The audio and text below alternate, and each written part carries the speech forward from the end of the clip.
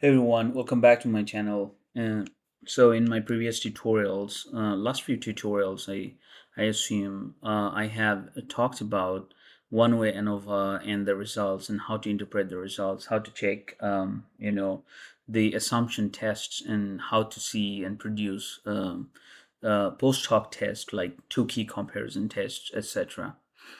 So one-way ANOVA is basically about one factor variable or grouping variable and how that grouping variables categories differs across certain outcome. For example, in our last example, we have shown that BP systole or systolic blood pressure varies across the age groups. So that means that age groups, so younger people often have a lower average systolic blood pressure. So we see increasing pattern.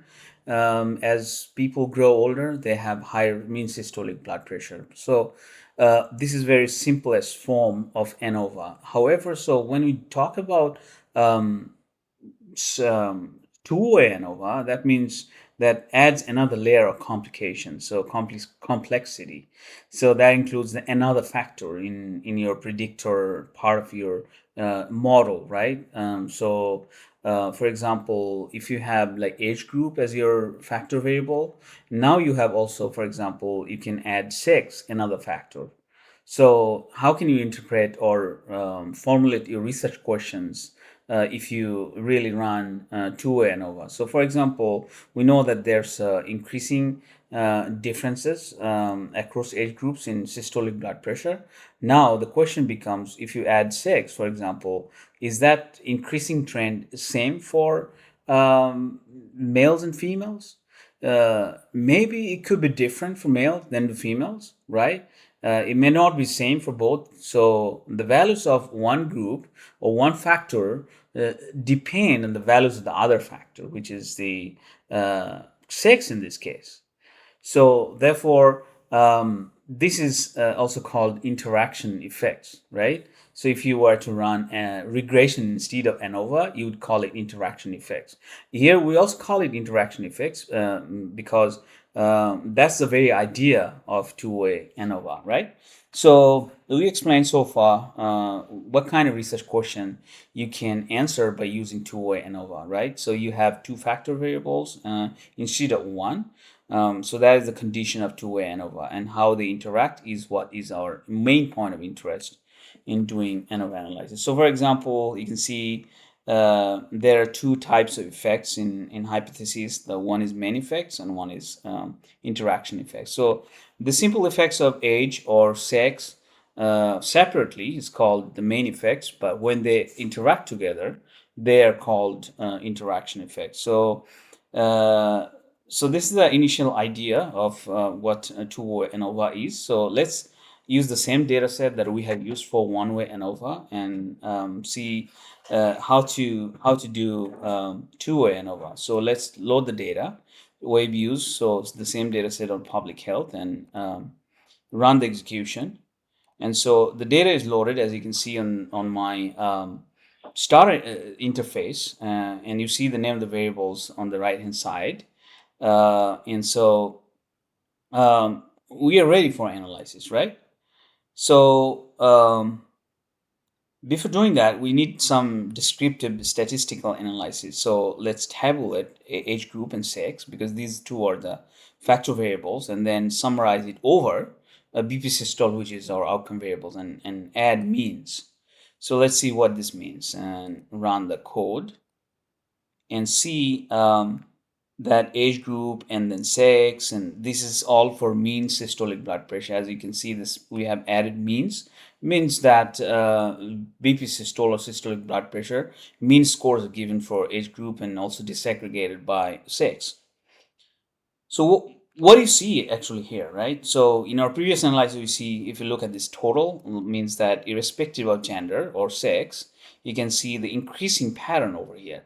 For 20 to 29 age groups, you can see 117 average systolic blood pressure, and that increases with the age group as the age increases. As you can see, 120 for 30 to 39 age groups, and then 126, 130, 35, 141, and 148. So as you can see, there's an increasing pattern.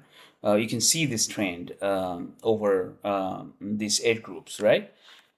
However, the question becomes: is this increasing pattern like it increases over the older groups? Like as the age increases, the BP systolic blood pressure increases, but is that same for male and female, right? So we can see this pattern over here, right? See, it's still not ANOVA, right? It's still descriptive statistics, and you can say it's exploratory statistics, right? Because we're exploring even before the formal hypothesis testing. So you can see male 123, 124, 129, 136, 140. So we can see that it's also increasing in increasing pattern like the overall, right? The female is same 111, 16, 125, 135, 142, 149. So for both male and females, we can see that's this increasing pattern.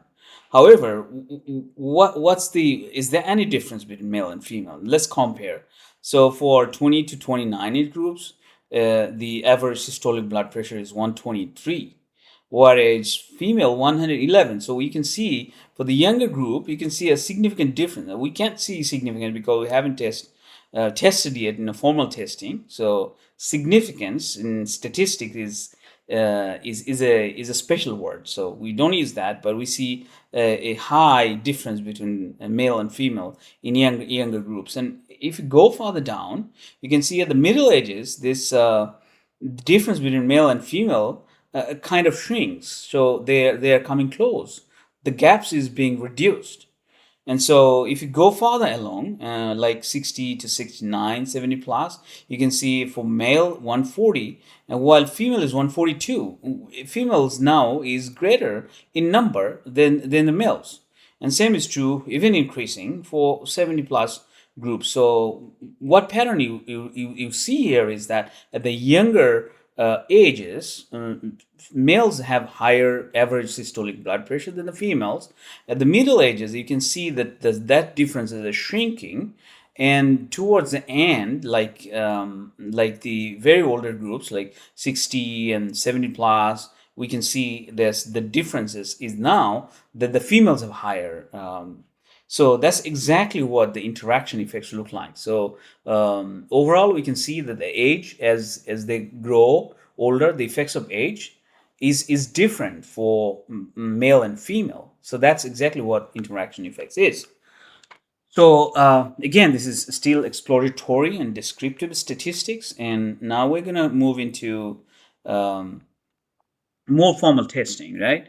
So, and that includes two-way ANOVA. So, if you write ANOVA and then outcome variable and two of your factor variable, right? One is phase group and age group, and then sex. So, and then you use two pound sign. That's the interaction language in Stata. We also call it hashtag, but that's not informal language, so we don't want to use it here. So we use pound sign, but two times. And so that makes your model of two-way ANOVA, and select it and execute the selection. So let's see what happens. And then, yeah, we can see that this main effect is significant for age group, main effect is significant for age, and then this is the interaction effect. So the interaction is also significant. All these p-values are less than 0.001, which all say that it's statistically significant, right?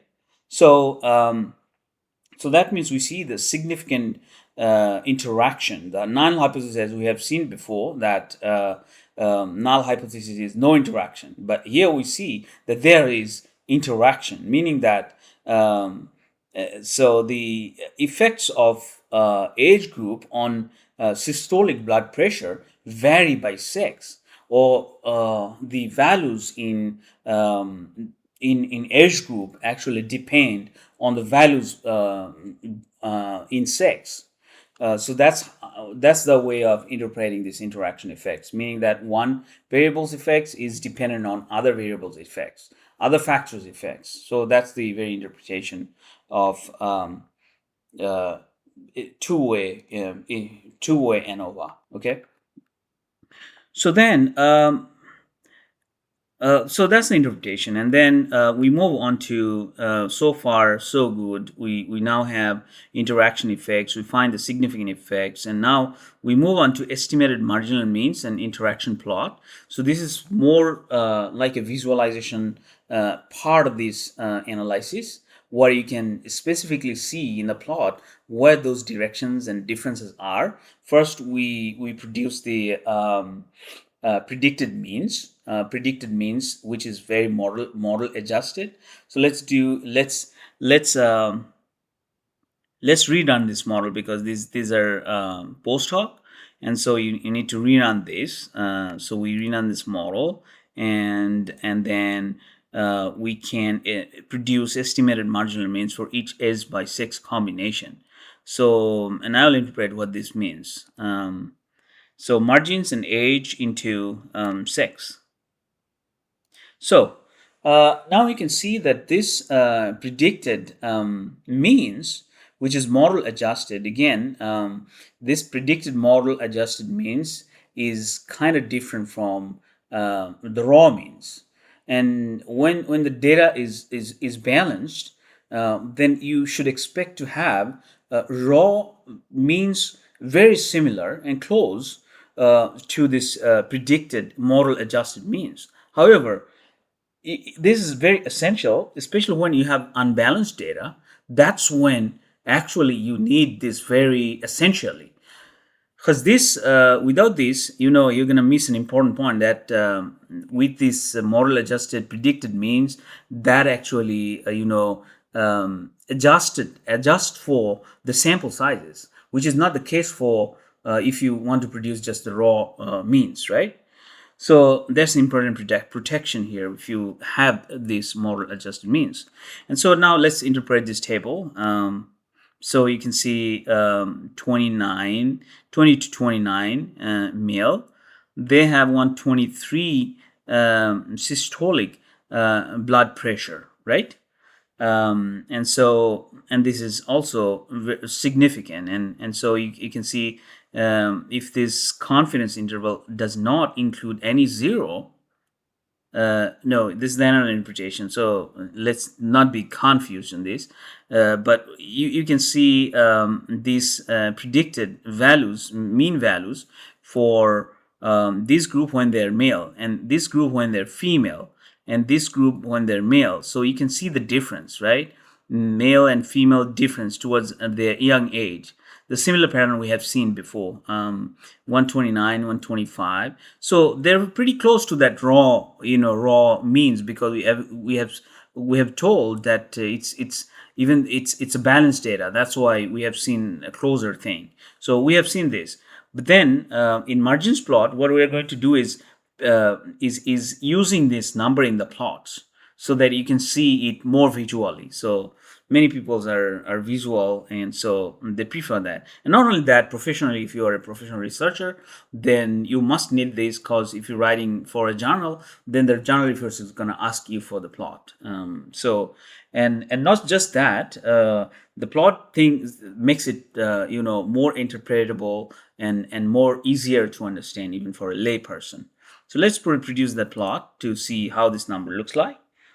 And don't be scared about this plot, because this plot looks like it's a lot, but it's not. It's easy. Margins plot, that's the command, and then you title, the overall title, and then y title, which is the y exists title, and x exists title, whatever name you give, that's fine. And then legend. Okay, legend is 1 equals male and 2 equals female. So select this code and run the selection. Okay, and let's see what we see. Okay, looks great. So for now, let's think about the age group, which you can see at the horizontal axis, and this is blood pressure in the vertical axis, right? So as you can see, no matter male and female, as you can see, as the age increases, we also see for both male and female, their blood pressure increases, right? However, that increase is different from male and female, as you can see from this graph. This blue color represents male, and this red line represents female. So a female starts with lower blood pressure than the male. As you can see, there is a huge gap. But as they grow older in the middle, they close this gap and become, very similar to men, especially when they are 50 to 59. And at 60 to 69, you can see this line crosses over, right? And so now females have higher mean systolic blood pressure than the male, and even more at 70 plus age. So the underlying idea is that even though the general pattern is that as the age increases, systolic blood pressure increases, but that increase is different for male and female. So that's the very idea of interaction effects, and this is just the textbook example of how the interaction effects looks like. So far so good, and then we have a lot more to cover. I think for one video, I think there's too much. So I think if you have come to up to this level, that's absolutely enough. But I will make another video for you to make sure that your analysis is complete, accurate, and unbiased. Thanks for watching. And also, recently I have published an ebook on One-Way ANOVA, and that's available on Amazon. And I will put the link down below. So if you are interested, you may want to look at that as well. Thanks for watching again. And if you find my videos helpful, please subscribe my channel.